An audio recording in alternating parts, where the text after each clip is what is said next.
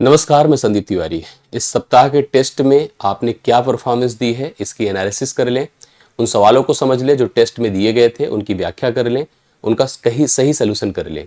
आप भी मिला लीजिए कि आपने कितने सवालों को सही हल किया था, नहीं किया था, ये आप स्पष्ट कर लीजिए। प्रत्येक सवाल में मेरे साथ कमेंट से जुड़िए, कन्फर्म करिए, आप बताइए कितने सवाल आपके बन पा रहे थे, क्या इस सवाल का उत्तर आ रहा था, नहीं आ रहा था, आप मुझे जरूर स्पष्ट करिएगा। वीडियो को शेयर भी करें, लाइक भी करें और एक बार मेरे साथ अच्छे से इस सेशन से जुड़ जाइए। तो पहले सवाल से मैं शुरुआत करता हूं जो टेस्ट में आपको दिया गया था, और मैं आपसे बार बार कहता हूं टेस्ट बहुत मुख्य भाग है, आपकी पढ़ाई लिखाई का सबसे अंतिम पार्ट टेस्ट ही है।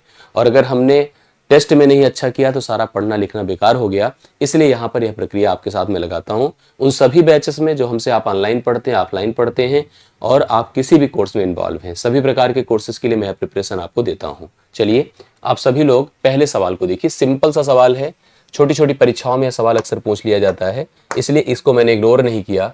वह कौन सी भिन्न है जिसे 1/2 में से घटाने पर 3/4 प्राप्त होता है। अगर मैं 1/2 से घटाऊं तो 3/4 मिल जाए। ऐसे फ्रैक्शन को पूछा गया, जैसे मैंने कहा कि अगर 15 से घटाऊं तो 8 मिल जाए। तो 15 से क्या घटाऊं कि 8 मिल जाए, इसके लिए 15 से ही 8 घटाना पड़ता है। तो 15 से 7 घटाने पर 8 मिल जाए। कंफ्यूजन छोटा छोटा होता है। वह कौन सी भिन्न है जिसे 1/2 से घटाऊं। देखिए अगर सिस्टम के हिसाब से चलिए तो 1/2 से n घटाएं और प्राप्त क्या करना है 3/4। अगर हम n को उधर कर दें तो n is equal to 1/2 minus 3/4 होगा। अब यहाँ से जो वैल्यू आएगी निश्चित तौर पर फ्रैक्शनल नेगेटिव आएगी, क्योंकि ये नंबर आपका छोटा था और जो प्राप्त आपको करना है वो बड़ा करना है। तो माइनस ही घटाना पड़ेगा, और माइनस घटाइए तो 4 में से 6 निकले। देखिए यहाँ पर कितना होगा 4, यहाँ पर अगर क्रॉस से करते हैं, नहीं तो इसको आप 2 से मल्टीप्लाई कर दें, इसको भी 2 से मल्टीप्लाई कर दें। 2 - 3 आपका -1 होगा और नीचे 4 रहेगा, अर्थात n का मान आपका -1/4 आएगा। -1/4 बी ऑप्शन में होगा। अगर आप ऐसे समझ पा रहे हैं ये देखिएगा, 1/2 से -1/4 घटाएं तो घटाने का मतलब माइनस लगाएंगे, और 1/2 में 1/4 जब जोड़ेंगे तो निश्चित तौर पर 3/4 प्राप्त होगा। तो इसलिए इस सवाल का राइट सोल्यूशन आपका बी ऑप्शन है। बड़ा छोटा सा छोटू से सवाल है लेकिन कंफ्यूज कर देता है, इसलिए बहुत ध्यान से देखा करिए और बहुत इजीली ऐसे सोल्यूशन को करिए। 3 संख्याओं का अनुपात फ्रैक्शन में दिया है 1/4, 5/9, 7/12। सबसे बड़ी और सबसे छोटी संख्या के बीच का अंतर 180 है। तीनों संख्याओं का योगफल बताना है। पहली संख्या 1/4 के फॉर्म में, दूसरा 5/9 के फॉर्म में और तीसरा 7/12 के फॉर्म में। इसको प्रॉपर एक इंटीजर फॉर्म में रेशियो बनाइए, तभी आप बड़ा छोटा भी प्रॉपर कंफर्म कर पाएंगे और हम अंतर निकाल के जोड़ भी आराम से कर पाएंगे। तो इसलिए मैं यहाँ पर क्या किया, इन तीनों का एलसीएम लिया, 12 का, 9 का और 4 का, मुझे मिला 36। 4 से डिवाइड किया 9, 9 से डिवाइड किया 4, लेकिन 4 को ऊपर गुणा भी करना पड़ेगा, 4 पंचे 20, 12 से 3 बार, 3 सते 21। करेक्ट है। इस प्रकार से जो तीनों संख्याएं थी, अब इसको दिमाग से निकाल दीजिए। अब आपको केवल 9:20:21 ही लेना होगा। ठीक है, 9:20:21 ही लेना होगा। सबसे बड़ा 21 है, सबसे छोटा 9 है। इन दोनों का अंतर अगर मैं 21 से 9 घटाता हूं तो 12 9 21 आता है, अंतर आया 12, जो लार्जेस्ट माइनस स्मॉलेस्ट था, और यहां पर यह वैल्यू 180 के बराबर है।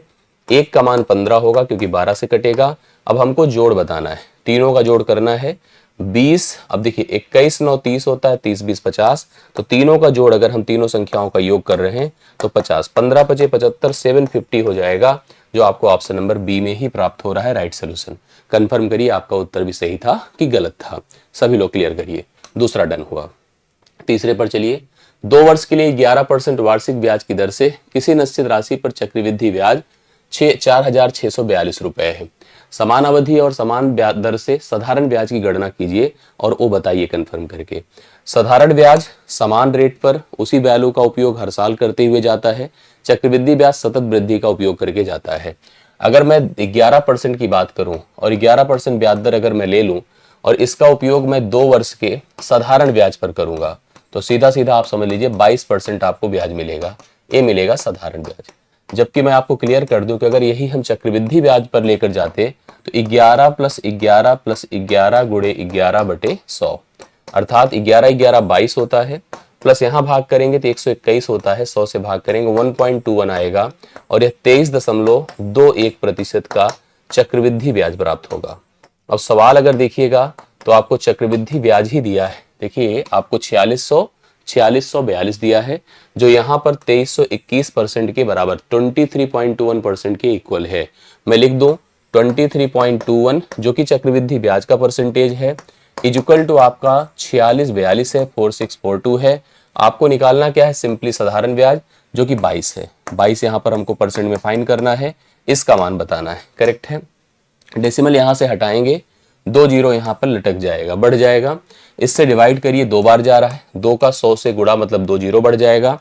इसका मल्टीप्लीकेशन 22 दूना 44 होता है, 44 के बाद 2 जीरो, 4400 इस सवाल के लिए राइट सोल्यूशन होगा, जो ऑप्शन नंबर आपको डी में दिया गया है। डी ऑप्शन इसके लिए आप सही उत्तर नोट कर सकते हैं। करेक्ट। और ऐसे ही पैटर्न के सवाल को ध्यान दीजिए।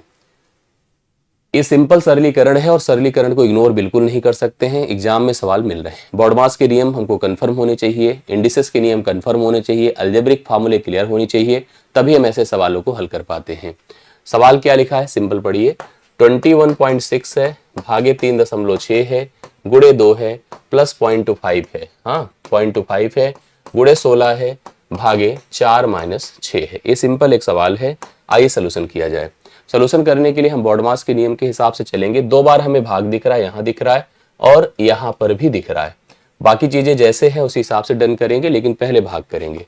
ये डेसिमल समान स्थान पर था, ये जाएगा 36 को अगर हम इससे मल्टीप्लाई करते हैं 6 बार, सिंपल 6 आएगा।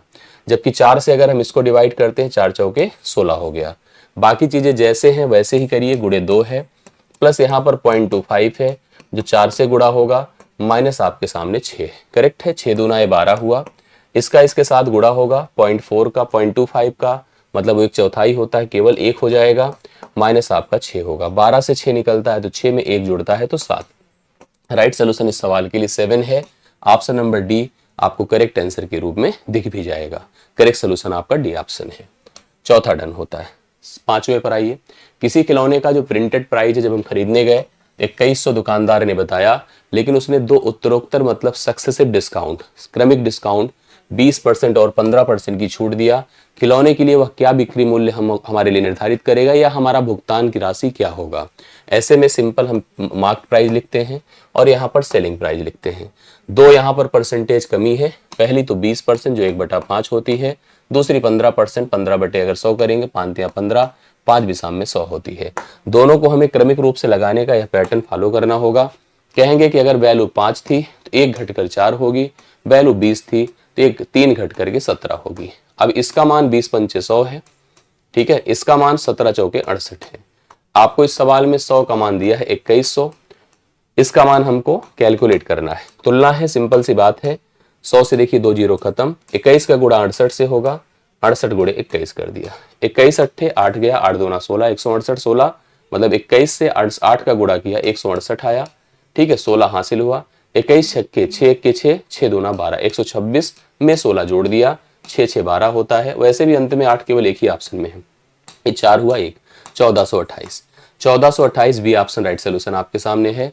जिस खिलौने को 2100 रुपए दुकानदार ने बताया था, उस खिलौने को जब बेचेगा तो हमें भुगतान करना होगा 1428, 1428 रुपए का टोटल भुगतान करना होगा। समझ में आ रहा है कि नहीं आ रहा है, आपका सही हो रहा था कि नहीं हो रहा था, कंफर्म करते चलिए। सिंपल सवाल है, डिविजिबिलिटी का है। डिविजिबिलिटी बड़ा इंपॉर्टेंट हिस्सा है आपके पाठ्यक्रम का। 18406 और यहाँ पर देखिए 2 अननोन है, एक x है दूसरा y है। सवाल हमसे कह रहा है कि यह 90 से विभाज्य है। किससे डिविजिबल है? 90 से। तो x और y की योग हमको बताने हैं कि इनका जोड़ कितना होगा। अगर कोई संख्या 90 से कटेगी तो वह निश्चित तौर पर 10 से कटेगी और 9 से कटेगी। 10 से कटने का मतलब है मस्ट है कि उसका जो लास्ट डिजिट है, अंतिम अंक आपका क्या होना चाहिए? 0 होना चाहिए, 0। इसके अलावा कुछ पॉसिबिलिटी नहीं है। तो तय हो गया कि y का मान तो 0 ही होगा, लास्ट डिजिट तो 0 ही होगा। बाकी अगर 9 की भाज्यता आपको नहीं पता है तो जान लीजिएगा, सभी अंकों का योग 9 से विभाज्य होना चाहिए, 9 से विभाज्य होना चाहिए, ठीक है, 9 से विभाज्य होना चाहिए सभी अंकों का योग। इसके लिए क्या करना पड़ेगा, ध्यान से देखिएगा। इसके लिए हमें अंकों के इंडिविजुअल स्ट्रक्चर पर जाना चाहिए। जैसे 8 1 9 खत्म है, ठीक है। बाकी देखिए 4 है, 6 है, 10 होता है। 10 में ऐसा क्या जोड़ दूं कि 9 से कटे? तो 10 में अगर हम 8 जोड़ देते हैं तो 10 के ऊपर 18 ही होता है जो 9 से कटता है, और इसको सपोर्ट कुछ मिलेगा नहीं जीरो से, तो यहाँ पर अगर 8 रख दूं तो यह संख्या पूरी तरह से 9 से कटेगी, और 9 से कटी 10 से कट चुकी है, तो 90 से कटना मस्ट हो गया। तो छठे सवाल का राइट सोल्यूशन 8 है, जो कि y के मान 0 और x के मान 8 को जोड़ने से प्राप्त हो रहा है, क्योंकि हमसे सवाल में यही तो कहा था कि x प्लस वाई का हमको योग बताइएगा। तो 8 प्लस 0 का मान ही क्या होता है, 8 होता है। करेक्ट हो गया सवाल, यस। एक कार है जो कि 50 किलोमीटर प्रति घंटे के हिसाब से 4 घंटे चलती है, और एक बाइक है जो 80 किलोमीटर प्रति घंटे के हिसाब से 6 घंटे चलती है। कार और बाइक दोनों ने मिलाकर कुल कितनी दूरी तय किया? दूरी बराबर 4 गुणे समय होता है। मतलब ये बहुत आसान सवाल के रूप में आपके सामने है कि आप देखिए ध्यान से, लिखा है कि यहाँ पर एक कार है, कार की जो स्पीड है, कार की स्पीड 50 किलोमीटर प्रति घंटा है, और कार ने जो समय दिया है इस चाल से वो दिया है 4 घंटे तक। इस हिसाब से अगर कार की डिस्टेंस आप पता करेंगे तो 50 गुणे 4 होगा, मतलब 200 किलोमीटर। कार ने कुल 200 किलोमीटर ट्रेवल किया। जबकि अगर हम बात करें बाइक की, तो बाइक की स्पीड देखिए क्या है, 80, जबकि नियमतः कार की स्पीड होनी चाहिए थी, लेकिन बाइक वाला तेज गति से चलता है और कुल 6 घंटे तक यात्रा तय करता है। तो अगर हम इसकी डिस्टेंस पता करें तो यहाँ पर डिस्टेंस होगी 80 गुणे 6, 6 अठे 48, 480 किलोमीटर। अगर हम दोनों की दूरियों को जोड़ेंगे, 80 देखिए यहाँ पर 200 है और यहाँ पर 480 है, दोनों को जोड़िए तो कितना हो जाएगा, 4 2 680, 680 किलोमीटर की दूरी यहाँ पर टोटल तय हुई है, जो ऑप्शन नंबर आपके सामने डी में अवेलेबल है। कंफर्म करिए कि आसान था और आया था कि नहीं आया था। 7वां सवाल आपके सामने सही उत्तर के रूप में है। 8वें पर आइए। ये देखिए पैटर्न का सवाल है, अक्सर बन जाता है, रेलवे के एग्जाम से बहुत दिखता है ऐसा सवाल, टीचिंग के एग्जाम पे बहुत दिखता है, पुलिस के एग्जाम में भी पैटर्न का सवाल आया, हर एग्जाम में इस तरह का सवाल दिखता है। इसने हमको कहा यदि 493/29 मतलब भागे 17 है। याद रखिएगा, जरूरी नहीं कि डायरेक्ट इससे कटकर 17 ही, मतलब सही 17 ऐसा कोई मस्ट नहीं है। कुछ भी दे दिया, अगर उसने यदि लिख दिया तो अपने हिसाब से आंसर दे सकता है, कुछ भी दे सकता है। तब उसने हमसे सवाल किया कि 4.93 भागे 0.0017 का मान क्या होगा। एक बात दिमाग में रख लीजिए, आप जैसे जैसे नीचे कम करते जाएंगे वैसे वैसे आगे मान बढ़ता रहेगा। याद रखिएगा इस बात को, एकदम मस्ट है। लेकिन एक बात और दिमाग में रखने की जरूरत है, जैसे अगर ए है, आप इसको बी से भाग कर रहे हैं और सी आ रहा है, तो ये भी तो सही है कि अगर उसी ए को आप सी से भाग करो तो बी भी तो आएगा। अगर इसने 493/29 बराबर 17 लिखा है, तो ये भी सत्य है कि 493 बटा अगर मैं 17 कर दूं तो यह 29 भी हो जाएगा। दरअसल मैं ऐसा क्यों कर रहा हूं, क्योंकि यहाँ पर 17 वाले टर्म से भाग दिया गया है, 17 वाले टर्म से भाग दिया गया है, और यहाँ पर डेसिमल 2 स्थानों पर 4 स्थानों पर है। अगर डेसिमल 4 स्थानों पर है, एकदम समझिएगा, और ऊपर कितने पर है, 2 पर, याद रखिए नीचे के मान को और कम, पहले तो बेचारा कम था और कम किया गया, कम किया भी गया है, उसको भी कम किया गया, ऐसी बात नहीं, लेकिन इसको 2 प्लेसेस पर जाकर कम किया गया, इसको 4 प्लेसेस पर कम किया गया। जैसे अगर मान लीजिए कहीं लिखा होता 18/9, तो आप सब जानते 2 होगा। अगर मैं 18 को 18 ही रहने देता और इसको 0.9 करता, मतलब और कम करता, तो आता तो 2 ही, लेकिन 1 0 आगे बढ़ता, क्योंकि यह मान बढ़ जाएगा। अगर इसी तरह से 18 भागे 0.09 होता और कम होता तो 1 0 और बढ़ जाता, 200 हो जाता, मिला लीजिएगा। अगर यही 18 को हम ऐसे एक स्थान पर दशमलव लगा दें और यहाँ 0.009 लिखें, तो यहाँ एक स्थान है, यहाँ 3 स्थान है, तो 3 और 1 का डिफरेंस 2 होगा, 2 ही आएगा, 2 0 इसके साथ आएगा, 3 और 1 का डिफरेंस हो जाएगा। इसी तरह से यहाँ भी है, 4 स्थान पर 2 स्थान पर 4 2 का डिफरेंस 2 होता है, वैल्यू 17 से भाग करने पर 29 ही आएगी, लेकिन 29 में 2 0 बढ़ जाएंगे। तो इस सवाल का राइट सोल्यूशन डी ऑप्शन होगा। आप चेक कर लीजिएगा, डी ऑप्शन 8वें सवाल का 2900 करेक्ट आंसर होगा। अगर ऊपर कम हुआ होता, नीचे बढ़ता, तो मान डेसिमल के साथ आता, मतलब जैसे देखिए 0.29 होता, या इस तरह से लोग कंफ्यूज होंगे। बहुत सारे लोग यहाँ पर भी ऑप्शन पर जाएंगे, जो गलत हो जाएगा। जैसा मैंने बताया उस पर ध्यान दीजिएगा। 8वां डन होता है। 9वें पर चलिए। 3 घंटियां हैं, 10, 15 और 20 सेकेंड या मिनट के अंतराल पर बजती हैं। तीनों घंटियां शाम को 5 बजे एक साथ बजी थी। अब वे कितने बजे साथ साथ बजेंगी? देखिए स्थिति है, शाम को 5 बज रहे थे, 5 PM, और 3 बेल थे, बेल 1 था, बेल 2 था, बेल 3 था। इस समय तीनों बेल्स बज रही थी, अपने मोड में रिंगिंग कर रही थी, सबके अलग अलग धुन थे, टोन थी, लेकिन बज सब रही थी, ये स्पष्ट है। इनके आगे का नियम ये है कि पहली घंटी क्या करती है, अगले 10 सेकंड बाद बजेगी। दूसरी क्या करती है, 15 सेकंड बाद बजेगी। और तीसरी 20 सेकंड बाद, 20 मिनट है, नॉट सेकंड, मिनट बाद बजेगी। हमको फिर से यही स्थिति लाना है कि सारी बेल, अब देखिए अलग अलग बज रही हैं, हमको फिर से सबको अलाइन करना है। और फिर से अलाइन करने के लिए हमें एक ऐसी संख्या सोचनी है जो 10 से कटे, 15 से कटे, 20 से कटे, अर्थात 60, मतलब एक 60 क्यों मैं सोच रहा हूं, ऐसी संख्या इन तीनों का एलसीएम होगी। एलसीएम मतलब 10 से, 15 से और 20 से कटने वाली संख्या, अर्थात कितना हो जाएगी, 60 मिनट। 60 मिनट का मतलब होता है 1 घंटे। क्या होता है, 1 घंटे। मतलब हम समझ गए कि 1 घंटे बाद सभी की सभी घंटियां एक साथ फिर अलाइन होंगी।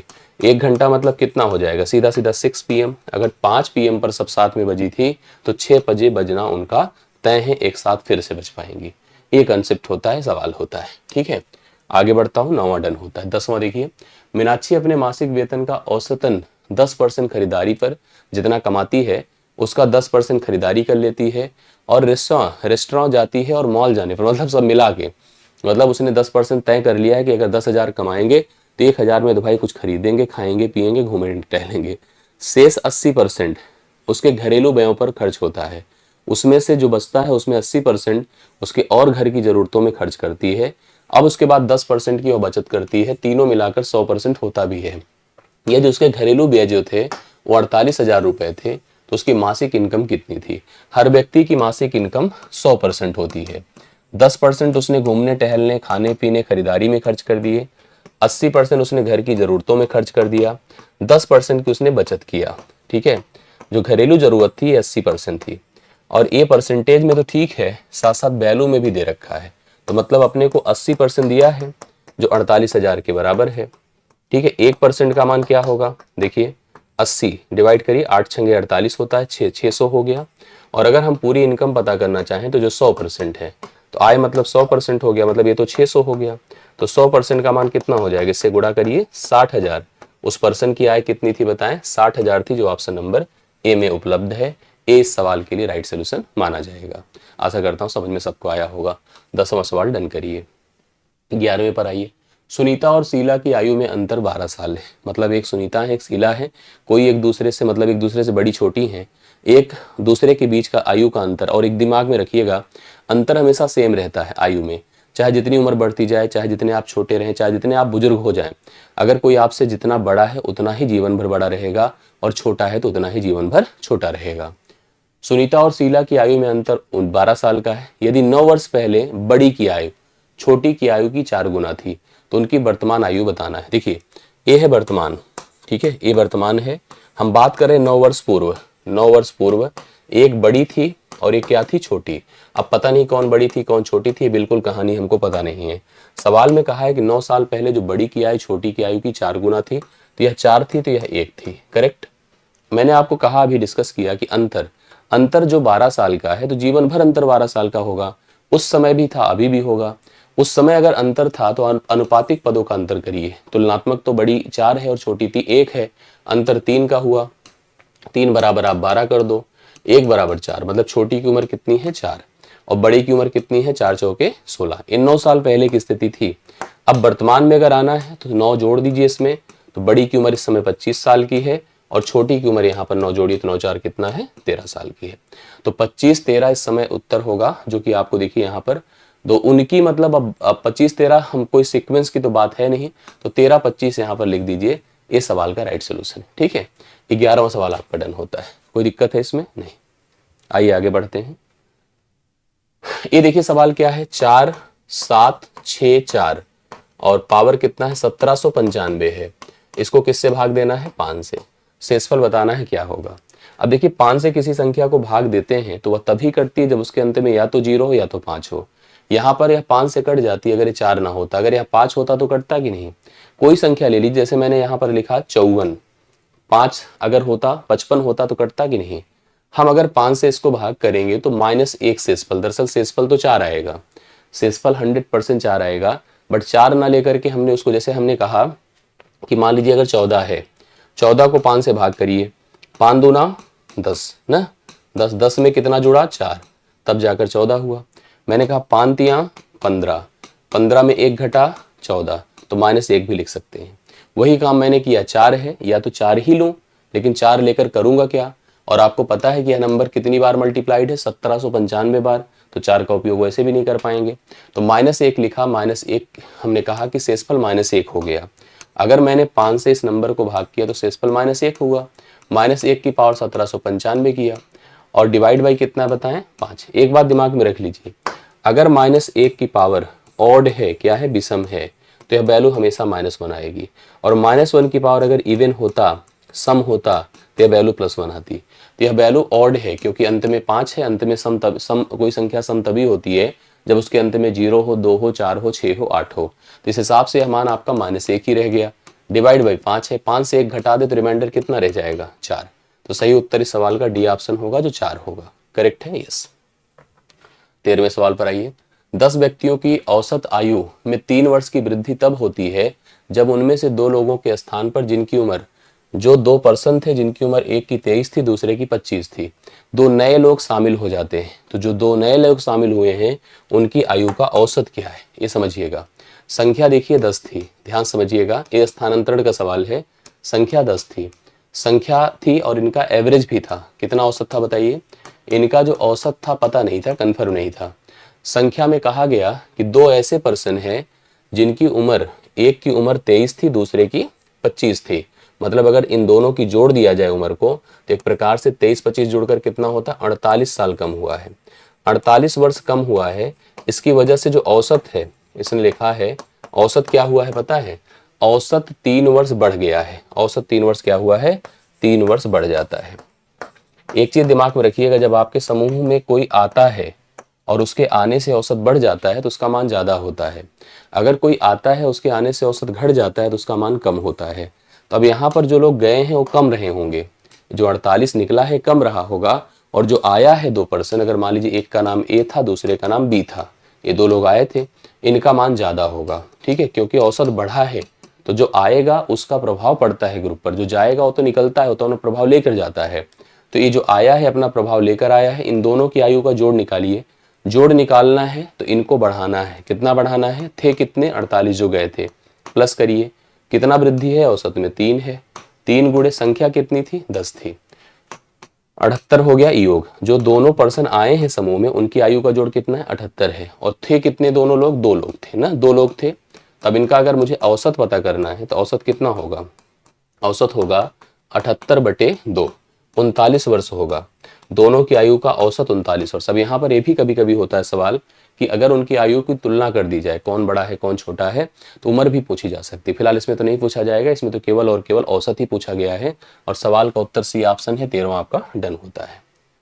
एक व्यक्ति 1 रुपए में 9 कलम खरीदता है। 1 रुपए में कितनी कलम खरीदता है, 9। 50% का उसे लाभ प्राप्त करना है, तो 1 रुपए में उसे कितनी कलम बेचनी चाहिए। सवाल बहुत शानदार है, देखिए कैसे करते हैं। यहाँ पर ऐसे सवाल के लिए लिखिए संख्या, क्या लिखिए, संख्या, और यहाँ लिखिए दाम। हमेशा कोशिश करिए ऐसे सवालों में संख्या बराबर रखिए। 9 कलम को उसने कितने में खरीदा, बोलिए 1 रुपए में। 9 कलम को 1 रुपए में खरीदा है। अब उसे चाहिए 50% का लाभ, तो 50% का लाभ पाना है उसे, और पाने के लिए उसे 1 रुपए में कितनी कलम, मतलब उसने सेट कर लिया कि मुझे 1 ही रुपए चाहिए, मतलब 1 ही रुपए चाहिए, और उसे कितनी कलम बेच दे, यह चीज यहाँ पर सवाल का सिस्टम है। मतलब वह 1 रुपए में, इसने देखिए 9 कलमें 1 रुपए में खरीदी है, अब उसको चाहिए 50% का लाभ, तो वह कितनी कलमें बेच दे, यही सवाल हमारे सामने है। दरअसल एकदम आसान स्थिति है, जैसे हमने कहा नहीं कि हम जितना लगाए थे खरीदने में उतना ही मुझे पाना है, लेकिन मैं उतना ही पाने के लिए कितने सामान बेच दूं कि मुझे 50% का क्या हो जाए, लाभ। तो 50% को क्या कहते हैं, 1/2। मतलब 2 अगर सीपी रहे तो 1 का लाभ हो, और 1 का लाभ होने का मतलब एसपी कितना हो जाए, 3 हो जाए। अब यहाँ पर आपने देखा होगा कि जैसे हम इस कंडीशन को एक स्टेटमेंट रूप दे सकते हैं, क्या, कि मैंने कहा कि 9 का सीपी, 9 का सीपी बराबर कितना, भाई 9 का सीपी कितना है, बोलिए 1 रुपए। वही तो एसपी होगा, वही तो एसपी, जो 9 का सीपी है वही एक्स का एसपी है। अगर इसका मान एक्स मान लें जो बेचा है आपने, तो हम लिख देते हैं एक्स का एसपी, करेक्ट है ना, एक्स का एसपी। अब सुनिए मेरी बात को, अब आप यहाँ पर लिखो सीपी बटा एसपी, लिख सकते हैं, हाँ। तो सीपी बटा एक्स, इसका मान कितना है, एक्स, भाई एसपी को उधर लाएं, बटा आप कर दो 9। अब सुनिए, ऊपर सीपी है नीचे एसपी है, यहाँ सीपी कितना है, 2 है, यहाँ एसपी कितना है, 3 है, ठीक है। 3 तिया कितना होता है 9, 3 दूना कितना होता है 6, x बराबर क्या होगा 6। अर्थात वह उतना लाभ पाने के लिए, जैसे हम कभी अगर एक दुकानदार की तरह सोचें और हमने कुछ निवेश किया तो हमारी कोशिश रहती है बेचते समय जल्दी से जल्दी अपने हम लागत को निवेश को निकाल लें। तो यही उसने किया कि 9 सामान को खरीदा था, 1 रुपए लगाए थे, उस 1 रुपए को पाने के लिए वह 6 ही सामान बेचेगा, जो 3 बचा रहेगा उसको बेच करके वह फाइनली लाभ कमाएगा। तो ये तब उसका लाभ सेट हो पाएगा। तो 14वां डन होता है। 9 सेंटीमीटर त्रिज्या वाला एक ठोस गोलक, गोलक मतलब स्पीयर, गोला जिसे कहते हैं, जैसे बॉल होती क्रिकेट की, फुटबॉल की, इसको पिघलाना है और 6 सेंटीमीटर त्रिज्या वाला एक बेलन बनाना है। ठीक है, इस प्रकार बने बेलन की ऊंचाई, सवाल बहुत पूछा जाता है ऐसा, दिमाग में रखिएगा, स्पीयर है ना, एक स्पीयर है, सॉलिड स्पीयर है, ऐसे रहा होता है और इसकी अपनी रेडियस होती है और दिया भी है इसमें त्रिज्या, देखिए 9 इसकी रेडियस है, करेक्ट है। इसको पिघलाकर हमें एक बेलन बनाना है। तो बेलन में देखिए 2 चीजें होती हैं, बेलन में सबसे पहले तो रेडियस होगी और फिर हाइट होगी। ये रेडियस हो गई और ये क्या है, हाइट है। एक बात दिमाग में रख लीजिए, अगर किसी एक धातु की वस्तु को, जैसे धातु की वस्तु है, पिघलाकर, गलाकर, पीटकर, ठोंककर, जैसे भी अगर हम दूसरा शेप बना दे रहे हैं तो दोनों के वॉल्यूम बराबर ही होते हैं, दोनों के आयतन हमेशा सेम होते हैं। अब इसका आयतन है क्या भाई, गोलन का आयतन, गोले का कितना होता है 4/3 पाई आर क्यूब, सुना होगा आपने। इसका कितना होगा पाई आर, इसमें आर अलग है, आर स्क्वायर इंटू एच ये होगा। अब इसकी रेडियस अगर हमको 9 दिया है, ठीक है, और इसकी रेडियस कितना दिया है 6 है, हमको इसकी हाइट पता करनी है। लिखिए पहले, एक तो 1 से पाई खत्म कर दीजिए, 4/3 आर की जगह लिखिए 9 का क्यूब बराबर आर की जगह 6 का वर्ग गुणे आप कितना कर दो एच। ठीक है, लिखो 4 गुणे 9 गुणे 9 गुणे 9 बटे कितना 3 बराबर 6 गुणे एच, करेक्ट है, 6 गुणे एच। अब देखिए 3 तिया 9 होता है, करेक्ट है, 3 दूना 6 होता है, ये भी सही है, 3 दूना 6 होता है, 3 तिया 9 होता है, करेक्ट है, इतना समझ में आई बात है। अब 2 दूना 4 होता है, 9 तिरिक 27, एच बराबर कितना आएगा 27 सेंटीमीटर होनी चाहिए उसकी हाइट, जो हम सिलेंडर बना रहे हैं। उस सिलेंडर अर्थात बेलन की जो हाइट होगी वो 27 सेंटीमीटर होगी, जो 15वें सवाल का सही उत्तर है। 16वें पर आइए, एक वस्तु के मूल्य में हर वर्ष उसके मूल्य से के 10% की दर से हास का मतलब रिडक्शन, कमी होती है, करेक्ट, कमी होती है। यदि वस्तु का वर्तमान मूल्य घट करके ही हुआ होगा 729, तो 3 साल पहले उसका मूल्य क्या था, ये हमको बताना है। देखिए ये उसकी ओरिजिनल प्राइस है और इसकी न्यू प्राइस है। हर साल 10% घटता है, मतलब 1/10 होता है, अर्थात 10 में से 1 घट करके 9 होता है, 10 में से 1 घटकर 9 होता है, 10 में से 1 घटकर 9। बोलिए 3 बार क्यों किया, इसलिए किया क्योंकि 3 साल की बात है, 3 साल पहले पूछा था। अब एक घट करके उसकी प्राइस इस हिसाब से भी 729 है और रियलिटी में भी 729 है। तो 729 की तुलना 729 से करिए तो यहाँ पर 1000 की तुलना 1000 से होगी, अर्थात इसकी प्राइस ओरिजिनली 1000 थी, जो घट करके 729 हो गई है 10% की 3 साल में हुई कमी के हिसाब से, करेक्ट। 16 डन होता है। 17 पर आइए, अकेला ए किसी काम को 5 दिन में, बी उसी काम को 4 दिन में, जबकि अगर ए बी और सी मिलकर पूरा करते हैं तो 2 ही दिन में पूरा होता है। तो अगर हमको उसी काम को केवल सी से करवाना है तो सी इस काम को कितने समय में पूर्ण कर लेगा, ये आपके सामने एक सवाल है। ए किसी काम को कितने दिन में करता है 5 दिन में, बी करता है 4 दिन में, और अगर तीनों मिलकर करते हैं ए बी सी तो यह काम कितने दिन में पूरा होता है 2। समझ रहे हैं। अब ऐसे में हमें टोटल वर्क प्लान करना है, एक ऐसी संख्या जो तीनों से कटे तो अब 20 आ रही है, ये टोटल वर्क हो गई। अब इस टोटल वर्क को हमें देख करके और टाइम को देख कर, टाइम ही है ना, टाइम को देख करके हमें क्षमताएं डिसाइड करनी होगी।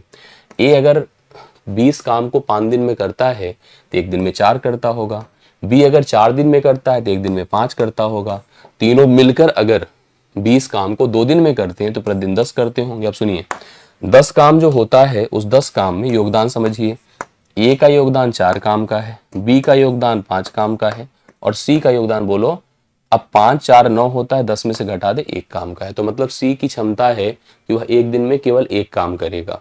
1 दिन में अगर वह 1 काम करेगा, मैंने उसको पकड़ा दिया 20 काम, तो 20/1 होगा, अर्थात 20 दिन में वह कार्य को पूर्ण कर लेगा, जो ऑप्शन नंबर आपके सामने सी में दिया गया है। तो सी ऑप्शन 17वें क्वेश्चन का करेक्ट आंसर माना जाएगा। देखिए हमने आपसे कहा कि जो डीआई है उसका इंपॉर्टेंस अब आप समझ रहे हो, आगे पेट आ रहा है, आ ही गया है। तो डीआई का रोल बहुत भयंकर है, बहुत बड़ा है, और डीआई स्तरीय पूछी जाती है। तो आइए डीआई की बात किया जाए जो कैसे मैनेज होगी इस सवाल की।